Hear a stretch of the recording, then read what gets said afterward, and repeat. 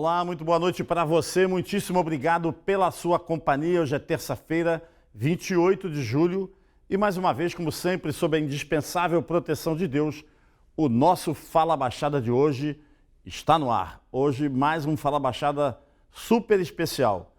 Nós vamos acompanhar uma matéria de falta d'água aqui em São João de Meriti, na nossa Baixada Fluminense. Já no segundo bloco, a partir do segundo bloco, vamos conversar com o jornalista, escritor e marqueteiro Mário Marques.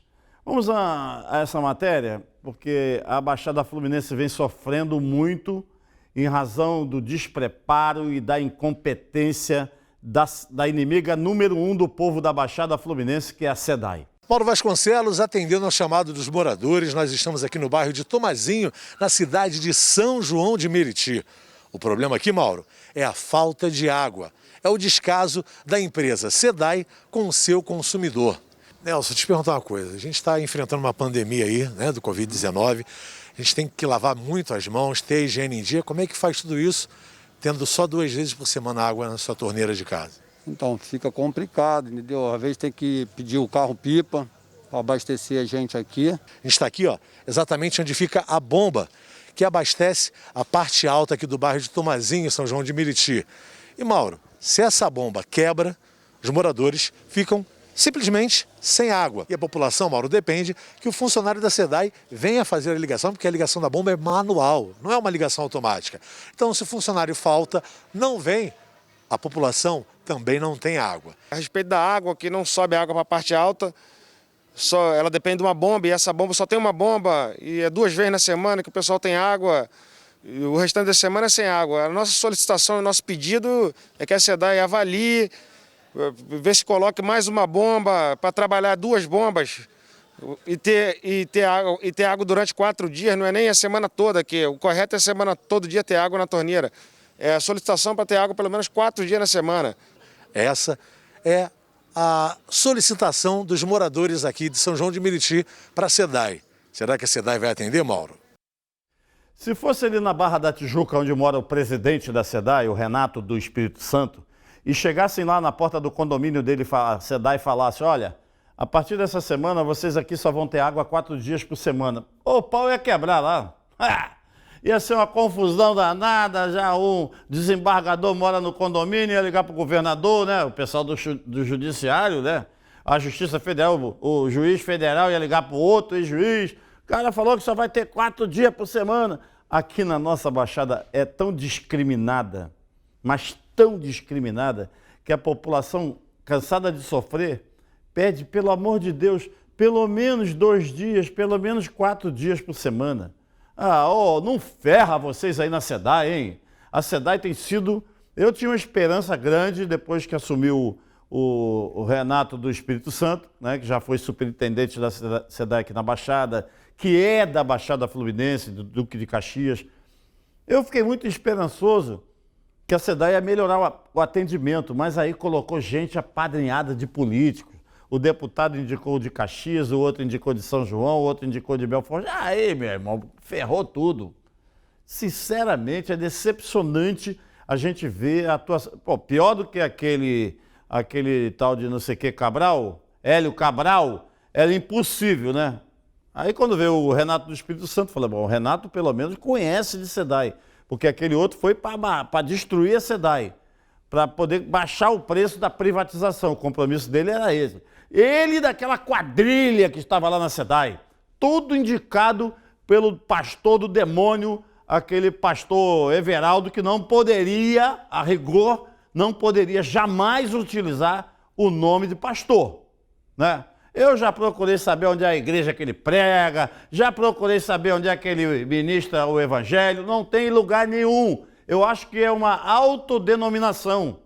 Eu, a partir de hoje, vou me autodenominar desembargador. Aí chego aqui, sou o desembargador Mauro Vasconcelos. Posso? Não posso. Mas esses vagabundos se autodenominam pastores e tem que ter uma punição para esses caras. Só que, cada vez mais, esse pastor Everaldo se agiganta no governo do Estado. É impressionante, hein? Impressionante e revoltante também. Vamos ver se a SEDAI bota água ali. Vamos falar de coisa boa, porque uma iniciativa da Câmara de Blindados do Estado do Rio de Janeiro estão arrecadando donativos, né, se você quiser ajudar, para socorrer famílias, milhares de famílias que ainda se encontram passando fome, muitas famílias passando fome, desassistidas. Eles fizeram uma campanha chamada Blindando a Fome. O mundo vem enfrentando uma situação muito crítica. Nenhuma geração viva que hoje habita o nosso planeta já passou por isso antes. Uma grave pandemia em meio a uma crise global. Com o nosso país, isso não é diferente. Além da perda de milhares de brasileiros, estamos vivendo um momento de muitas dificuldades e desafios de ordem econômica e social, apesar de todos os esforços de diversas áreas da sociedade e do governo. Aqui no Rio de Janeiro, com a crise iniciada em 2014, sofremos um impacto ainda maior com essa pandemia, acelerando o processo de degradação econômica e acentuando ainda mais os problemas do desemprego e da fome. Essa verdadeira tragédia social pode ser percebida claramente no nosso dia a dia, nas nossas ruas e bairros. É visível para cada um de nós. E o que é ainda pior, não vemos perspectiva de melhora a curto prazo. A Câmara de Blindados do SIND é fruto da união das principais blindadoras de veículos do Rio de Janeiro. Representamos um setor pautado por uma altíssima responsabilidade na execução do nosso ofício. Nossas empresas comungam dos mesmos princípios, enfrentam as mesmas dificuldades, lidam com o mesmo público e encaram os mesmos desafios. Nada mais natural que num momento tão crítico da nossa história, nós nos uníssemos em torno de uma causa comum, blindando a fome. A mesma responsabilidade que move o nosso trabalho também nos chama para a responsabilidade social. Juntos, estamos empenhados em arrecadar a maior quantidade possível de cestas básicas e alimentos em geral, para ajudarmos famílias carentes que estão passando fome em seus lares. Faça sua doação também, junte-se a nós nessa missão, ajude-nos nessa campanha. É muito simples participar. Você pode levar alimentos não perecíveis em qualquer empresa participante. Ou pode fazer um depósito de qualquer valor numa conta específica da campanha. Faça sua contribuição, participe. Vamos ajudar nossos irmãos que estão passando por tantas dificuldades em suas casas. Sua participação é fundamental. A gente agradece muito por sua ajuda. Com os votos de muita saúde e paz para você e toda a sua família.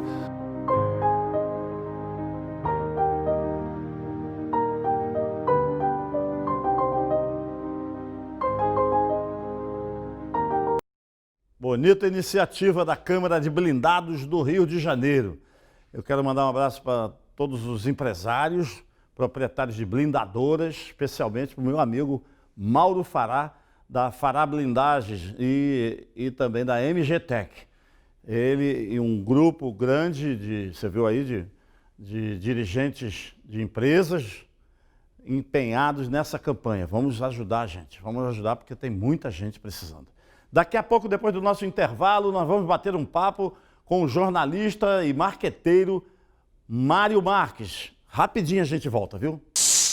Só existe um lugar onde o dinheiro vem antes do trabalho. No dicionário. Pioneirismo, qualidade de ensino, excelência nas instalações, responsabilidade social e consciência ambiental. Venha para a Unig. Seu futuro começa na mais bem preparada Universidade da Baixada e do Noroeste Fluminense. Unig, Universidade Iguaçu.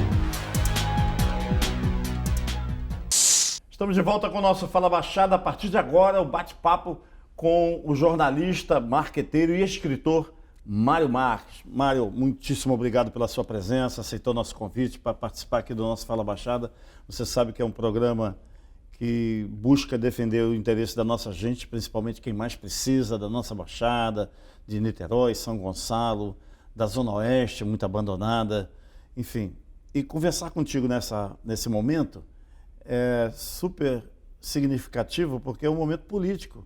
E você é um especialista dessa área da comunicação integrada, da comunicação política também, né? Do marketing político em geral. Por isso eu fico muito feliz em poder te receber aqui no nosso Fala Baixada.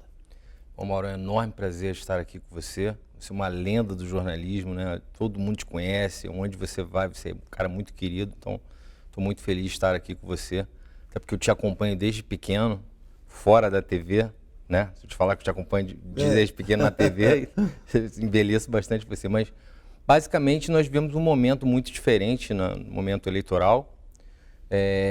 Vivemos uma pandemia, um momento único no século, né?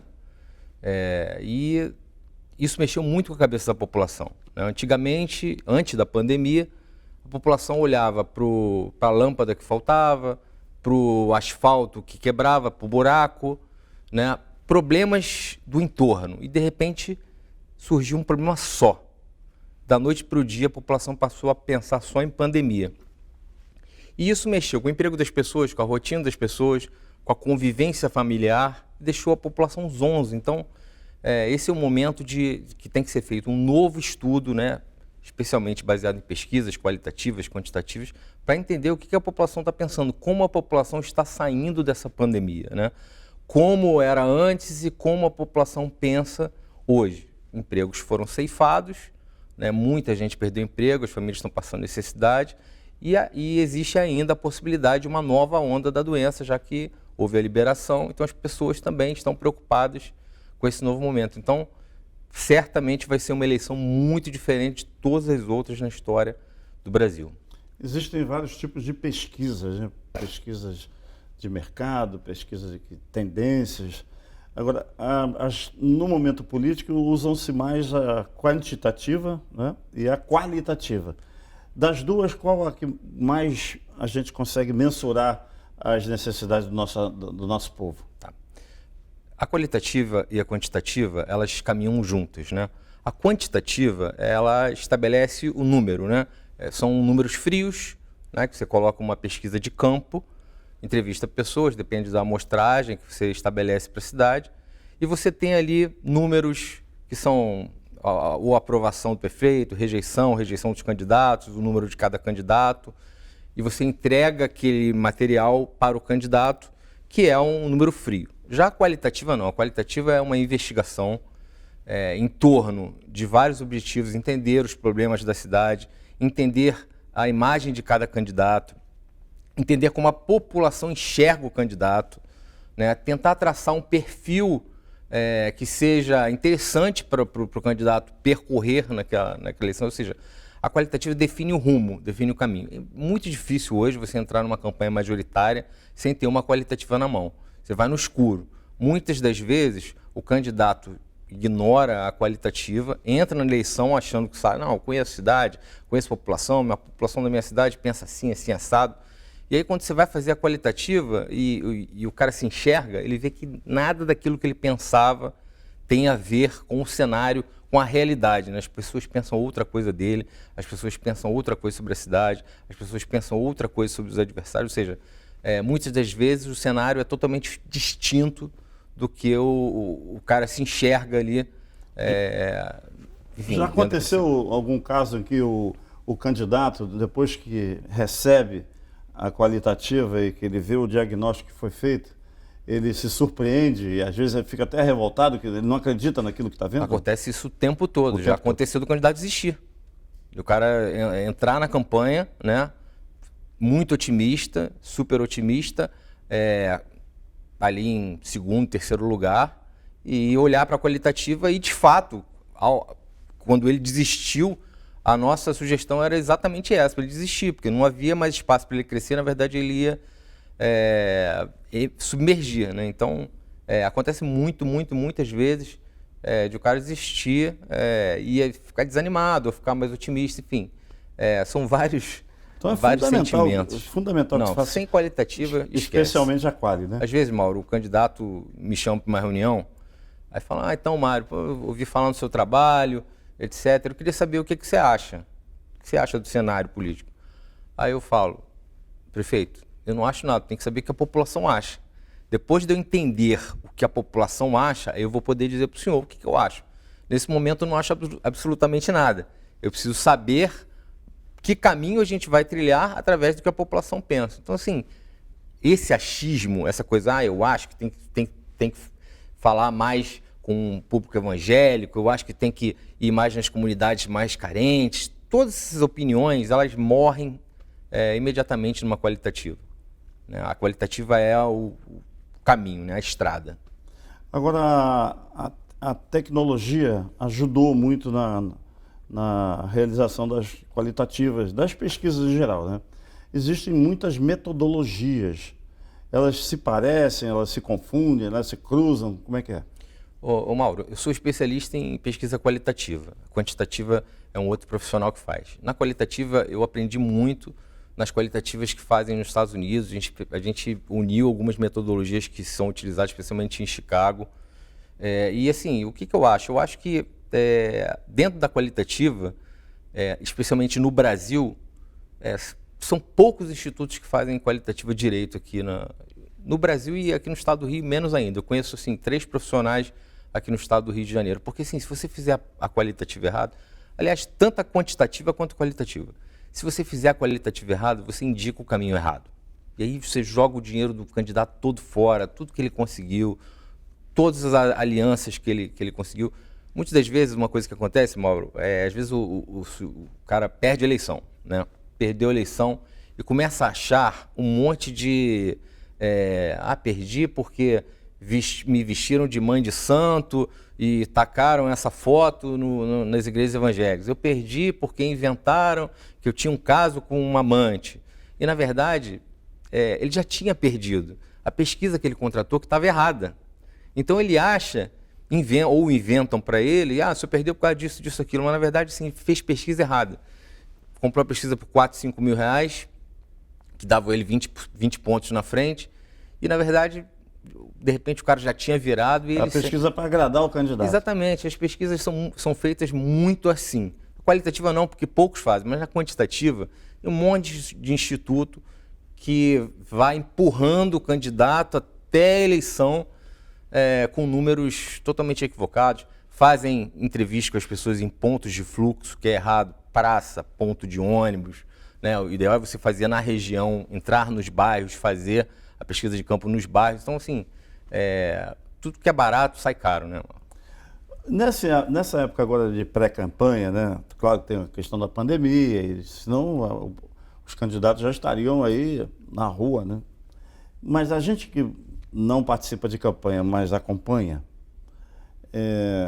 até no jornalismo, né? Nossas equipes na rua, o político às vezes está muito mal visto, né? Tem lugar que a gente vai que as pessoas, quando falam de política, colocam o dedo no nariz. Isso se dá em razão de sucessivos escândalos promovidos pelos nossos políticos. Mas nós elegemos essa gente. Tu acha que o povão também escolhe mal? Existe já esse desgaste da população com a classe política já vem de um tempo, né? E claramente eleição de 2 anos, você vai vendo um leve movimento de renovação. Existe um caminho de renovação. O Jair Bolsonaro, a eleição do Jair Bolsonaro é um sinal de renovação. A eleição do juiz, do Wilson Witzel, do governador, é um sinal de renovação. Então existem vários exemplos de renovação, mas infelizmente a população não tem acesso à informação correta, né? A própria qualitativa diz isso, quando você entra para conversar com as pessoas, você vê que as pessoas estão totalmente desinformadas. Então isso dá abertura para os candidatos que têm mais poder financeiro, para poder chegar até aquelas pessoas. Então eu acho que ainda hoje, até hoje, independentemente de hoje, as campanhas terem menos dinheiro do que um tempo atrás, levam vantagem os candidatos com mais poderio financeiro, os candidatos que estão na máquina, os candidatos que têm mais recursos, eles levam mais vantagem e a população paga por isso. Tem também o candidato, o político profissional, né? Você olha para o sujeito, ele nunca fez absolutamente outra coisa na vida, né? Ele só fez política na vida. E a população identifica ele como um candidato e vota novamente, novamente. Isso pode ser prejudicial, muitas vezes, cria uma profissão política? Isso existe, né, desde sempre no Brasil, mas o que as pessoas identificam agora é que cada vez mais o político tem uma chance, ele formal, a população dá a resposta no mandato seguinte. A gente tem acompanhado muito isso, né? Existe essa relação da boa administração com a resposta do eleitorado. No caso aqui do estado do Rio, pelo jeito, a população já está dando a resposta, né, antes da metade do mandato, né, no caso do governador Wilson Witzel, especialmente nesses escândalos na área da saúde. É uma constatação que a gente percebe nas ruas também, né?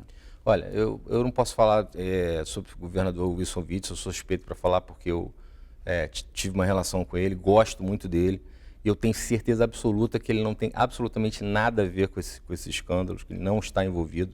Tive bastante relação muito próxima com ele, né? E eu acho que todos esses escândalos, tudo isso que aconteceu, eu tenho certeza que em algum momento vão aparecer as respostas que a população precisa. Quando você sabe que eu estive no governo... Eu vou esclarecer aqui, o Mário Marques até essa última semana era o secretário de comunicação do governo Witzel. Ele antecipou a saída dele, né? Praticamente você pediu para sair, né? Na verdade não. Não pediu para sair, na verdade, não sairia. Não, assim, eu estava me programando para voltar a fazer as campanhas, né? E talvez isso acontecesse em agosto, no meio de agosto e tal. Mas, enfim, uma série de mudanças no governo acabaram precipitando minha saída. Acontece assim, quando eu entrei no governo, Maurício, isso é muito importante, o governador foi claro comigo, falou: Mário, se tiver alguma coisa errada na sua área, corrija, eu não tenho compromisso com coisa errada. Palavras dele. E, de fato, eu fui para dentro e tentei corrigir tudo que estava errado, deixei uma auditoria lá para ser estudada e eu espero, né, que quem assumir o meu lugar dê andamento a isso, porque nós, eu e minha equipe maravilhosa, fantástica, muito profissional, a gente baixou o sarrafo dos preços de cotação, de contratação de produtoras, de veículos, prestação de serviços. Os nossos preços ficaram muito mais baixos do que a gestão anterior. Pagavam sobrepreço? Pagaram valores muito mais altos. Eu não posso, né, pagavam valores mais altos. E eu acho que os preços que nós dirigimos, que nós intervimos, que nós, enfim, colocamos a mão ali para baixo, precisam servir de padrão daqui para frente. E é isso que se espera.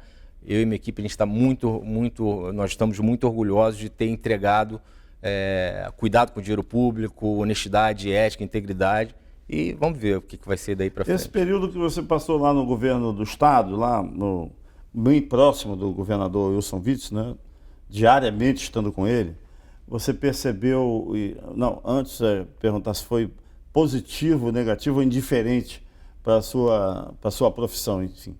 Foi uma experiência única, curta, mas única. De novo, eu gosto muito do governador pessoalmente, ele sabe disso, tenho um respeito enorme por ele.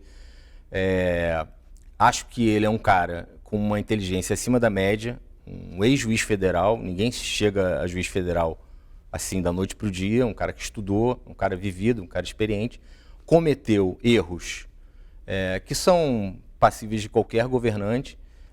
Eu não recebi a votação que ele recebeu, então assim, não tenho condição de julgar esses erros, mas algumas coisas eu acho que ele vai enxergar lá na frente, que são erros que vão, digamos, serem marcos negativos do governo. Por exemplo, o governador, há 2 meses, ele exonerou o secretário André Moura, que ocupava a Casa Civil.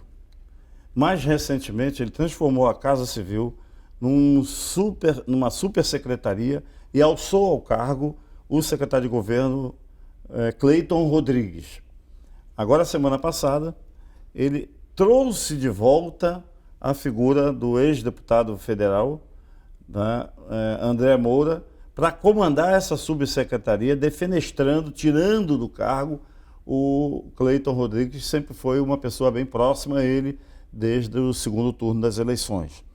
Você acha que a volta desse André Moura, assumindo cargo tão relevante no governo, com uma articulação política necessária nesse momento com a Assembleia Legislativa, que coloca no pescoço ali a ameaça, no pescoço do governador, a ameaça do impeachment, a volta desse André Moura desarticula, desgoverna o governo, faz uma atrapalhada do governo? Olha, Mauro, eu nunca entendi o André Moura. Eu acho que assim, o estado do Rio de Janeiro tem muita gente capacitada para cuidar da Casa Civil. A gente não precisa importar alguém do Sergipe, com todo respeito ao Sergipe, importar uma pessoa do Sergipe para cuidar da governança do estado do Rio de Janeiro. Eu não consigo enxergar nenhuma habilidade dele em nada. Eu acho ele um cara... Eu acho que o governador está aqui, está lá no teto e ele está lá embaixo. É uma discrepância intelectual, uma discrepância de valores, uma discrepância de intenções. E eu não consigo enxergar o André Moura. Então, assim, antes de eu entrar no governo, eu já achava um erro ele estar lá. E agora, o segundo erro é devolvê-lo ao Estado do Rio de Janeiro. Eu não consigo enxergar nenhum tipo de mérito ou propósito nesse retorno do André Moura. O currículo dele já diz bastante, não vou entrar em detalhes. O interesse pode ser um interesse subliminar? Eu não sei qual o interesse, mas eu acho ele muito fraco, eu acho ele... Quem é André Moura na fila do pão, entendeu? Ninguém sabe quem é no estado do Rio de Janeiro, ninguém conhece. Você nunca vai ver a população, André Moura, ninguém sabe quem é esse cara, ninguém sabe o que ele está fazendo aqui. E eu, particularmente, isso para mim é muito decepcionante, do ponto de vista cidadão, saber que tem um cara desse comandando no primeiro escalão do governo do estado do Rio de Janeiro. Eu torço para que o governador esteja certo nessa decisão, mas é decepcionante.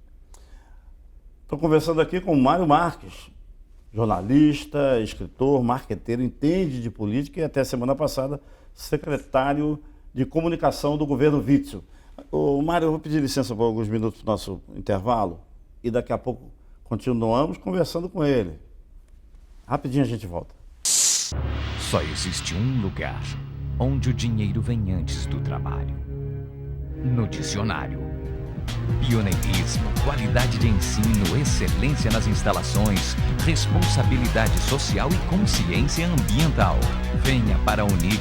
Seu futuro começa na mais bem preparada Universidade da Baixada e do Noroeste Fluminense.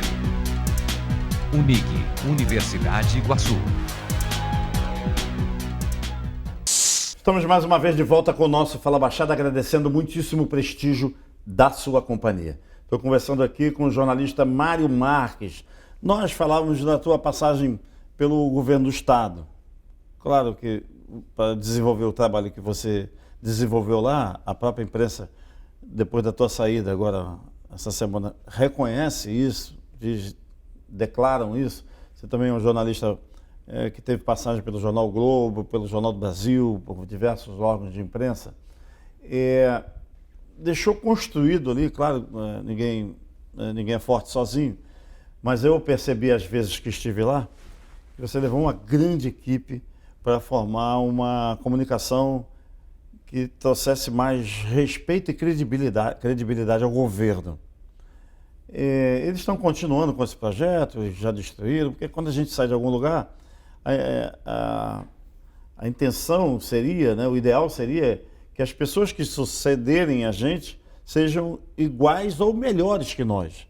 Não está acontecendo isso na comunicação do governo? Olha, Mauro, quando eu cheguei lá, a equipe que estava lá, que continua lá, a maior parte, uma equipe muito boa, muito profissional, gostei de trabalhar com todo mundo, seja na área de assessoria de imprensa, seja na área de redes sociais, fotógrafos que eu reencontrei, com os quais eu já trabalhei, gente muito boa. Eu levei, de fato, uma equipe para lá, e minha equipe é tão boa quanto, né?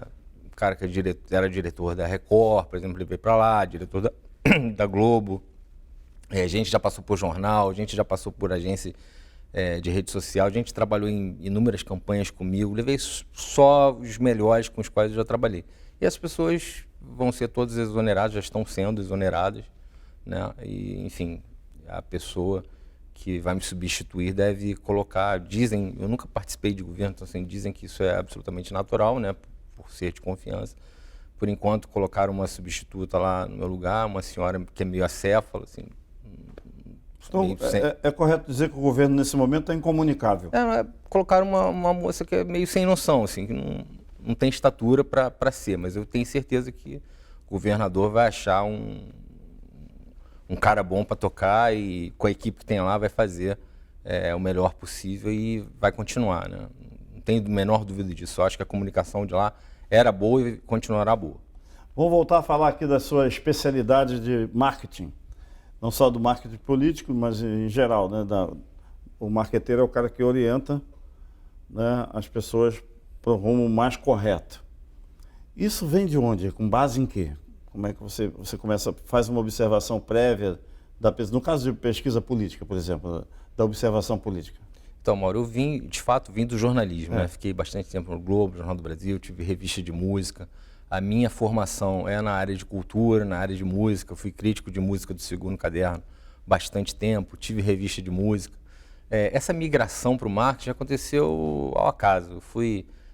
Comecei a trabalhar em outra, fui chamado para ser diretor de conteúdo de uma agência, depois fui para ser diretor de conteúdo de outra agência. Nessa movimentação de, digamos assim, a transformação do jornalismo em conteúdo. Antigamente não se falava essa palavra conteúdo, né? Esse termo conteúdo apareceu junto com o advento das redes sociais.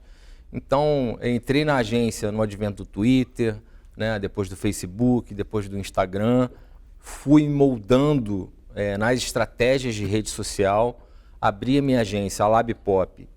Primeiramente, era uma agência especializada em rede social, de marketing digital. Ela foi se ampliando as suas atuações, depois a gente começou a fazer assessoria de imprensa, produção de filme, rádio, aí entramos no segmento de pesquisa, enfim, virou uma agência completa em marketing político.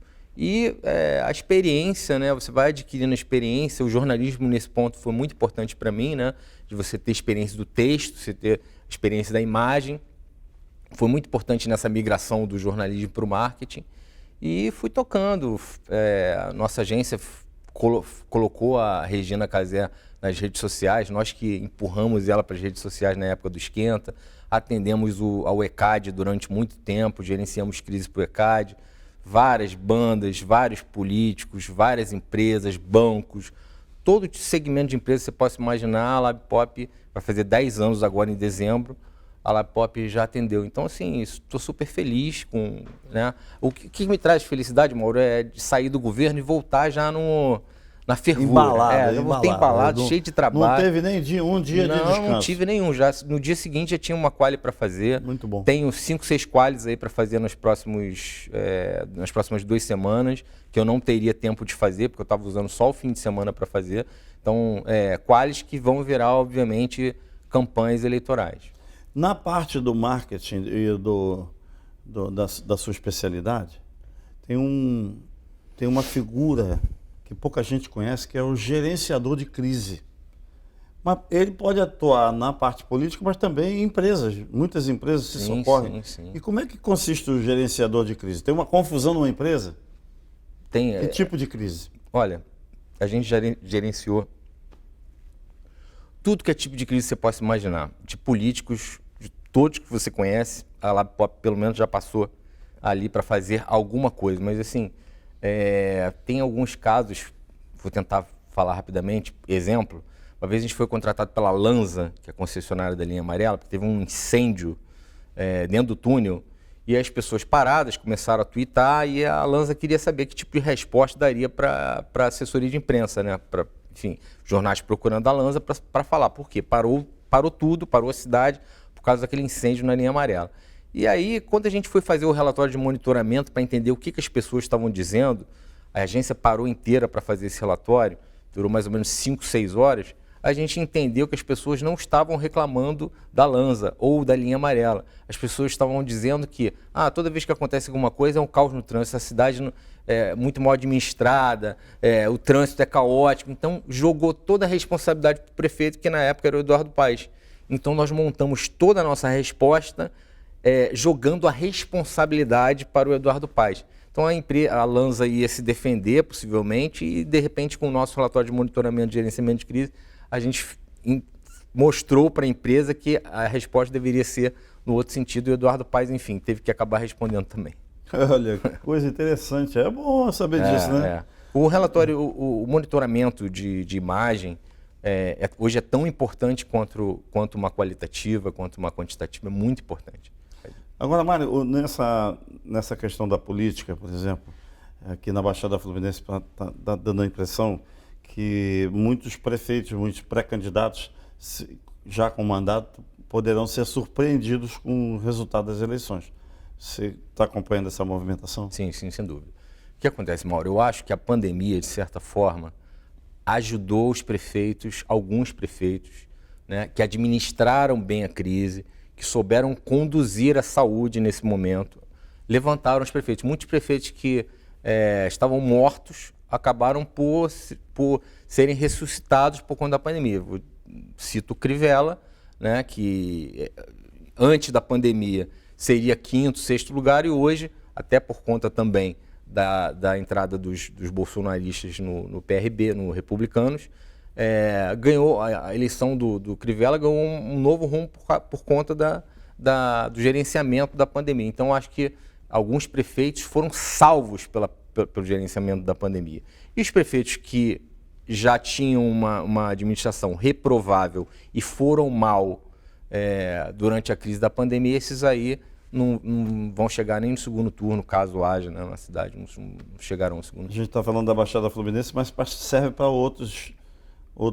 vários outros municípios. Sim, na região de Campos, Macaé, Itaperuna, tem situações semelhantes, né, onde o descontrole com relação ao combate ao coronavírus fica nítido que a população, por exemplo, o prefeito baixa um decreto, estabelece normas, coloca a defesa civil, a vigilância sanitária nas ruas, dá entrevistas, diz que tem que fechar, e a população, os empresários, o comerciante e a própria população não vê naquele gestor, naquele prefeito, credibilidade para que a população acompanhe. Ele sai andando, olha para trás e não vê ninguém. Acontece isso? Sim. Mauro, é impressionante. Assim, o estado do Rio de Janeiro é um estado muito grande. Eu rodo o estado do Rio de Janeiro inteiro. Se você for ao sul fluminense, você encontra uma realidade completamente distinta daqui da cidade do Rio de Janeiro, da Baixada Fluminense. É uma situação mais tranquila, as pessoas não têm o pavor que as pessoas têm aqui. A pandemia está controlada, os prefeitos fazem barreira sanitária, a maioria faz barreira sanitária, tem um controle maior, as pessoas estão super tranquilas, estão apreensivas com os empregos perdidos, né? Porque isso foi geral, fechou tudo. Mas as diferenças regionais são enormes, são abissais. Então, você vai para Miguel Pereira, é uma cidade absolutamente tranquila em relação à pandemia. Você vai para Campos, já é outra coisa, as pessoas estão apavoradas, porque o prefeito lá não soube conduzir, está perdido, não tem dinheiro, enfim, não fez investimento, possivelmente vai pagar o preço com o próprio mandato. Uma outra coisa que eu queria te perguntar às vezes, a gente vê um determinado candidato, ele constrói uma imagem, pode ser na área evangélica ou católica, na religião, e ele firma ali, seguindo a política, caminhando, levando junto a religião. Outros abominam essa ideia. Não tem nada a ver misturar política com religião, não sei o quê. Na cabeça do eleitor, ele aceita bem essa mistura de religião com política? Eu acho que isso depende, vai de cidade para cidade, região para região. Em tese, pelas qualitativas que eu tenho feito, né, pela forma como as pessoas dão a resposta para os nossos estudos, eu acho que as pessoas estão muito mais preocupadas com um perfil de administrador que seja honesto, né? As pessoas estão de saco cheio de ter que dar de frente com um cara que já esteve envolvido em um escândalo ou que foi denunciado. As pessoas querem um cara limpo, que seja correto, que tenha uma imagem, uma boa imagem perante a população. Eu acho que isso, nesse momento, está contando bastante. Hoje eu acompanhei resultado de pesquisa mostrando que se as eleições fossem hoje, Bolsonaro ganharia de novo, em todos os cenários. Tanto se houver segundo turno ou no primeiro turno, ele ganharia de todos os candidatos, inclusive de Lula, Moro, o governador de São Paulo, todos eles, Luciano Huck, todos esses que se apresentam como pré-candidatos. Se a eleição fosse hoje, o Bolsonaro se reelegeria. Um dos itens fundamentais, dos itens que deram fundamento à pesquisa foi o item honestidade. Acho que por aí ele caminha bem? Acho que ele caminha bem. Eu trato da eleição do Bolsonaro no meu livro, Voto do Futuro, que eu trouxe aqui para você.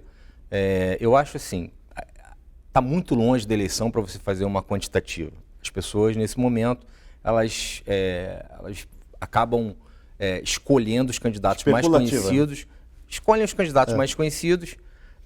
A população não tem acesso à proposta, a projeto, está muito distante. Então, pesquisa agora não tem absolutamente nenhuma importância para o pleito de 2022. Acontece que os candidatos, né, os possíveis pré-candidatos, né, no caso o Moro é a grande novidade, né, tá ali, o Moro está longe, não está tão longe, está perto do Bolsonaro.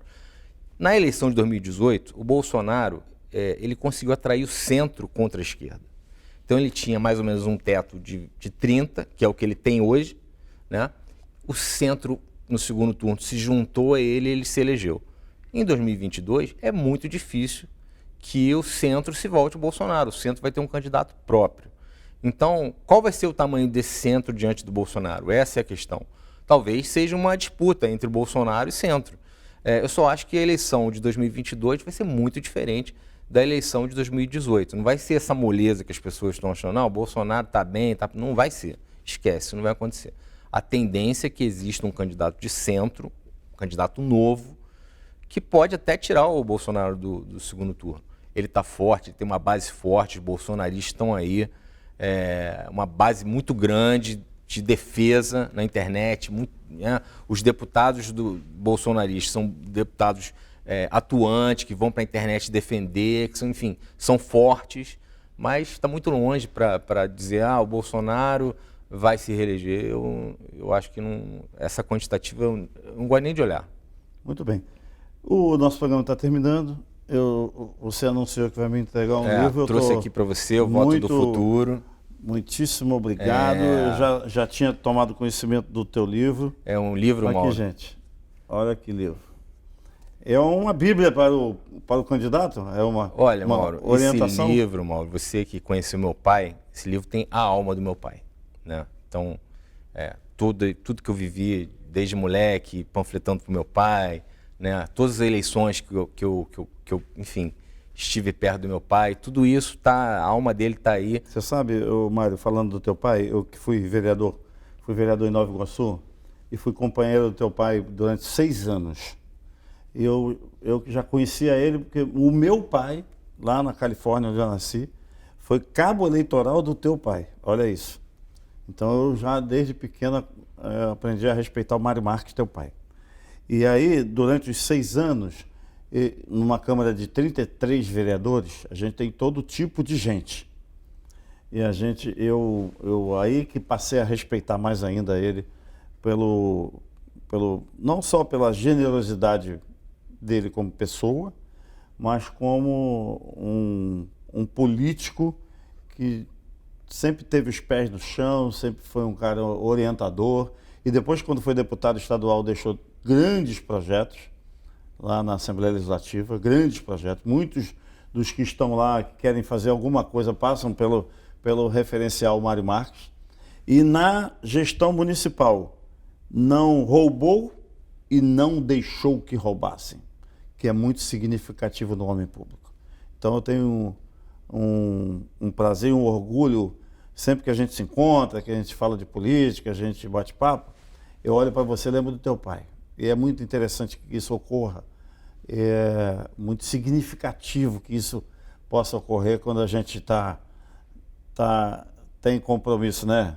Eu tenho uma saudade enorme dele, assim, um cara que tinha a palavra certa, isso, né?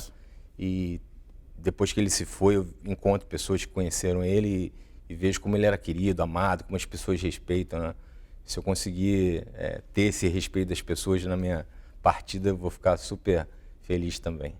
Boa, Mário. Mário Marques, muito obrigado pela sua presença aqui.